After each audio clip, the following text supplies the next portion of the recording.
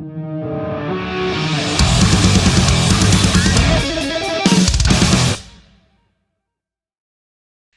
man, how you going? All right? Going well. How are you? Yeah, good, good. Is that that's your? I haven't seen an SM7B with the red shield on them before. Yeah, I saw it on Amazon and I had to grab it. Goes faster. Definitely and Yeah, speedy. yeah. Awesome, man. Awesome. Well, of course, Brand of Sacrifice are coming to Australia for Knotfest, and man, you guys are one of my top bands on the list of the seats for the day. It's pretty Oh, exciting, amazing. man. I'm really pumped to see you. How are you feeling about it, though? That's the $1 million question. Very excited. Ever since we got the offer, it was immediately accepted with open arms, and I can't wait to see the rowdy Australian crowd for sure. First time for you, though, right? First time. Have you been to Australia? You haven't been to Australia before, though. Is that right? No, At never all? been. Never been. In for a bit of a shock, mate. We go pretty hard.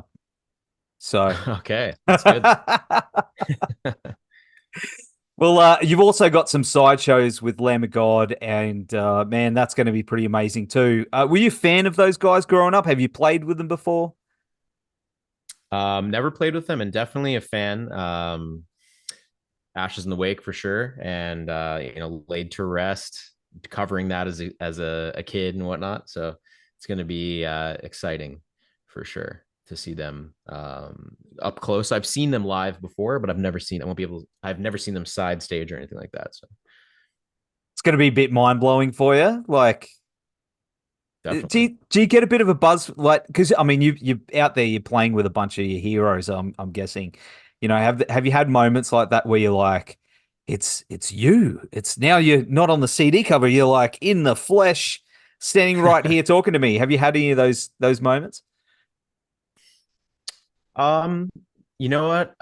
I just kind of I feel like it's always delayed processing those kind of things for me. So I'll just kind of, oh, they're just a guy, and then you go home and you're like, oh, that actually happened.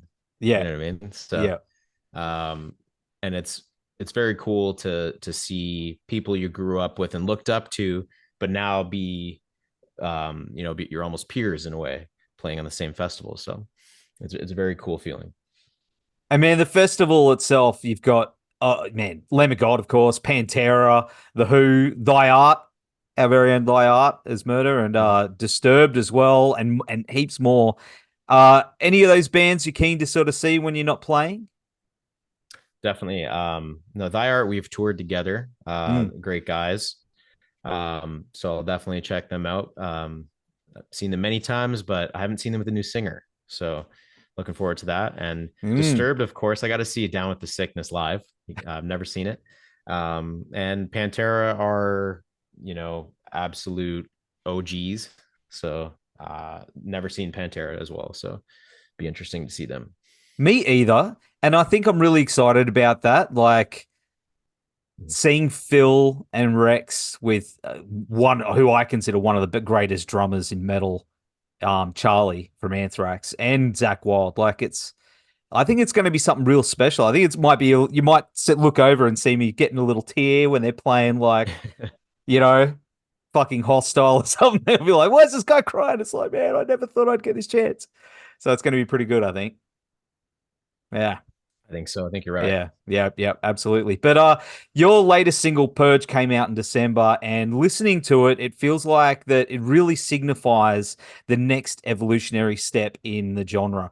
You guys are just blending a lot of different influences, and I think you're pushing things forward in a lot of ways that I wouldn't say it's been stale for a little while, but it's like the wall's been broken now.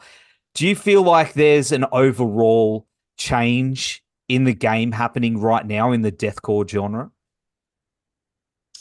I think so. I think with the rise of bands like Lorna Shore, Mm, love those guys. They sort of set a meta almost. They didn't mean to do that, but it just happens when a band blows up like that. mm.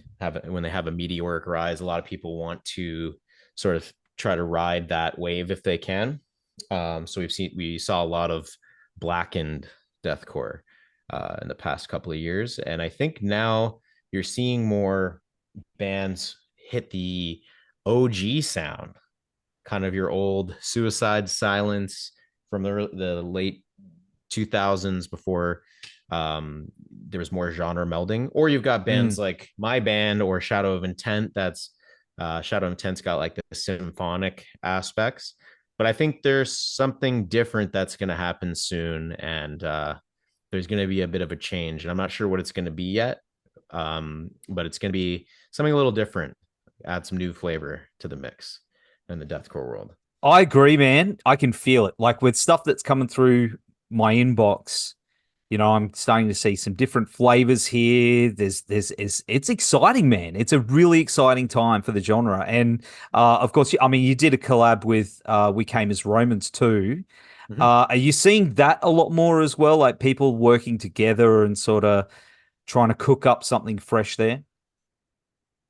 Yeah, I'm seeing that more, and I think it's an amazing thing. Like you see the reimagining of the Megan the Stallion song that Spirit Box did, or Mm, you see Poppy and Bad Omens collaborating on sort of a mega song with some sort of overarching story. It's very cool to see, and I think you're going to see a lot more collaborations with bands from artists in different genres, not just all the deathcore vocalists coming together. And that's cool, but I think there is an itch for something outside the box, and um, we'll definitely experiment with that in our own way. But it's very awesome to see these big collabs, and I think even that stems back to Linkin Park and Jay-Z and those type of yeah. things that were happening in the early 2000s. So glad to see it kind of having a bit of a resurgence now.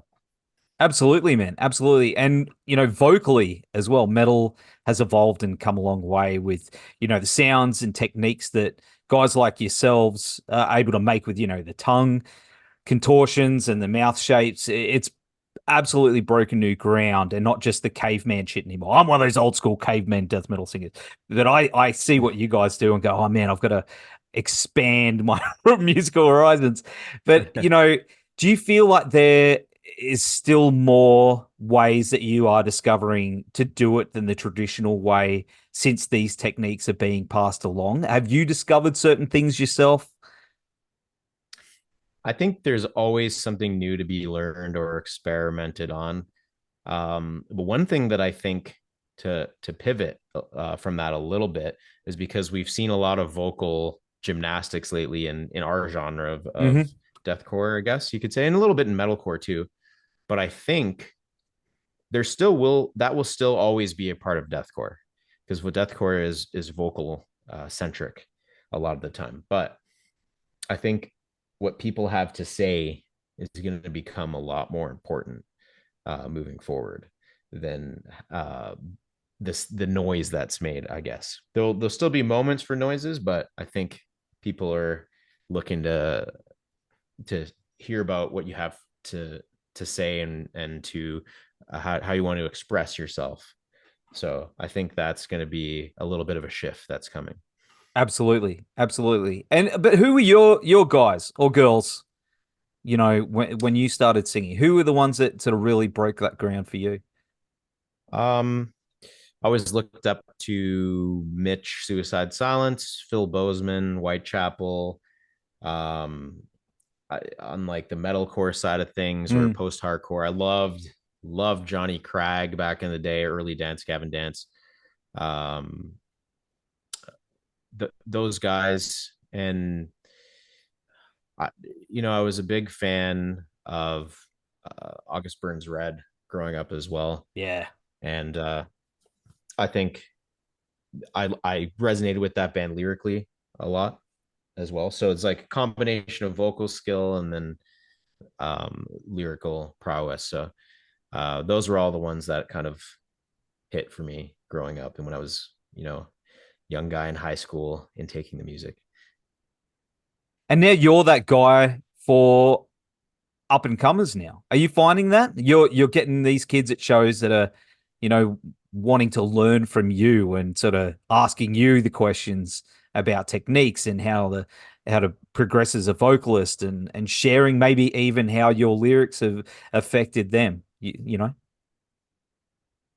Yeah, I've definitely experienced my fair share of that, and definitely it's very humbling. Um, and I'm always keen to share things, and if people have questions, I always answer them. I don't, you know, turn a blind eye or kind of put people to the side or anything like that. I'm always happy to talk to anybody. That's one thing that I think our band has made a huge part of our identity, is Mm. being connected with the listener in that regard. So uh yeah, definitely experienced that, and always happy to talk shop, I guess. See, I love that. I love that a lot of vocalists now are a little bit more open about talking about it and sharing techniques. Because when I started, I had dudes that I looked up to, even just in the local scene, and I was wanting advice and stuff, and they were like, "It's like trade secret, kid. Fuck off." Yeah. So, you know what I mean? But now can't hide it, and it seems that people are willing to share and grow together, and it's definitely changed, and I love that. You know, Yeah, it's great. yeah. There's a lot of great resources out there these days. Yeah, absolutely. Absolutely. And the band started in 2018 as a studio project, correct me if I'm wrong. And That's right. man, it's taken off a little bit since then, you know. um, is that your full time now, bro? Like you've ditched the old day job and now it's just full steam ahead? Has it gotten to that point? Definitely. Yeah, it's definitely at that point. And the other thing that I do is I have a clothing brand called Shibori Threads, which is also co-founded by my guitar player, Leo, who we write all the Brand of Sacrifice music. So sort of both passions are my day to day. So it's great. Nice. Did you remember the day that you went, "Fuck you, I'm out, I quit"? I better not I say that do. too late because my boss is downstairs. He will, "What did you say?" We're like, "No, no, no." So, what happened? Can you share it? It's a Yeah, I special can day. share it. I was working for an insurance company. I was an insurance broker for many years, selling home and auto insurance and kind of servicing those policies. And I'd started with a new company, and we got the offer to do our very first tour. It's a small tour with some of our friends at the time, and it was going to be about a month long. And I asked if I could take the time off because there was going to be a bit of a lull, and I was ahead anyway because I was already licensed, and they wouldn't let me get the time off. So I said, okay, I guess I'm not coming back. And that ever since that, I had a couple of small part-time jobs in between, Mhm. but never went back to that career at all. So that was the day where I kind of threw in the towel with the 9 to 5, and it was difficult at first. Yeah, yeah. It was a grind, but you know, after about 2 or 3 years of hard work, it started paying the bill. So very happy that I made that choice and took that plunge. It was a big risk, but I think I wouldn't change anything about it. Have you gone back in there? I mean, like, hey, just thought I'd check and see how everyone's doing. Yeah, yeah, yeah, No, I haven't done that. And yeah. No, it's I highly doubt anybody's there anymore, oh, to be honest with you. kind of petty, but hey, it's got to satisfy at the same time, to think about, So, but of course, you've got a monster year ahead, dude. I had a look, and not only Knotfest down here, but you've also got Hellfest, Copenhagen, Grass Pop, like these massive, massive dream festivals. Man, are you excited for those? Like, it's insane.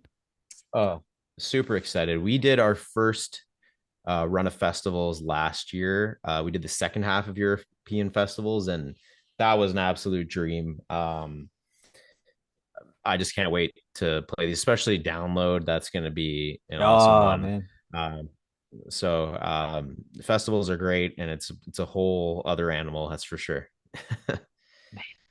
And those lineups, every festival, not this not fest one, and all the other Europe, man. I just to go and see some of those bands that you never get a chance to see as well. Like it's man, just pack me away. I keep saying this to everyone: pack me away in your suitcase when you go. Just Take me with you. It's the dream. It's the dream, bro. But you also did the Coheed cruise as well. Like Coheed is a pretty big band in my family. I feel like there needs to be a deathcore cruise. If that's something that you'd put together, who would you have? Obviously, you guys. Yeah, I would love to do that. I would have, I think, obviously you got to have Lorna Shore, and then the classics, your Suicide Silence, your Carnifex, All Share Parish is back. Yep. You could even include, even though Job for a Cowboy only has one deathcore EP, get him in there too. Um, and then some of the new blood that's kind of around, and then our friends bands like Shadow of Intent, Angel Maker, Enterprise Earth. You could definitely create a pretty awesome cruise, and then you got one important one that I forgot, Slayer to Prevail. That's a name that's been getting a Yes. lot of buzz lately. So Man, yeah. you just sold me. I sold myself. I gave you the hey man, make it. You could make that happen. You'll probably people will see this and be like, just back up the truck full of the money. Let's make it happen. It'd be I don't think it'd you'd be have much of a cruise left after that one, though. It'd be a little rowdy. be like the Titanic, man. Everyone's just sinking from everyone throwing down. But I don't know where I was going with that. Now of course, Nuclear Blast. You've signed up with those Yes. guys. Probably one of the best labels in the world, I think. Have you got new music on the way through those guys? Have you been cooking up some special stuff for the future? We everything's in the oven right now. We're Really? working on a record right now. So um, we're writing right now, trying some new things out. I know every band says that when they say, "Oh, it's different, got these new influences." It actually does for us. So we're not going to turn into a butt rock band or something, but there's definitely some new flavors that I think people will enjoy. So Give us a taste. What kind of flavors we're looking at? What kind of spices you're throwing into the into this? so I think there's sort of a interesting genre that kind of blends pop and hip hop and almost some Japanese and K-pop. It's called hyper Mm, pop. So I yep. think there's a little bit of that in there, but it's not like light and shiny and colorful. It's not like that. It's a different approach to it with using our toolkit. So I think that'll be interesting because I haven't heard a band play with that yet in That's in this exciting. space. So That's super yeah. exciting. I know you guys are super influenced by like anime and stuff like that. So, Mhm. man, I can't wait to see what you guys come up with. It's going to be pretty damn exciting. But, man, what else do you have for us? Anything else you're excited about other than come down and having some beers with us? Um, that's about it for now. I'm just looking forward to Australia wholeheartedly. It's going to be a good time. Absolutely. Yeah, I can't wait to see you, man. And when you're in Brisbane, come and see us at the Everblack tent, and we'll say hello. Maybe have another chat and maybe beer Sounds and good. catch up. Absolutely. Perfect. Well, we'll have Will do. all the links down here and on the website, brother. Thank you again for hanging out, and we'll see you very soon. Thanks for having me. Appreciate it.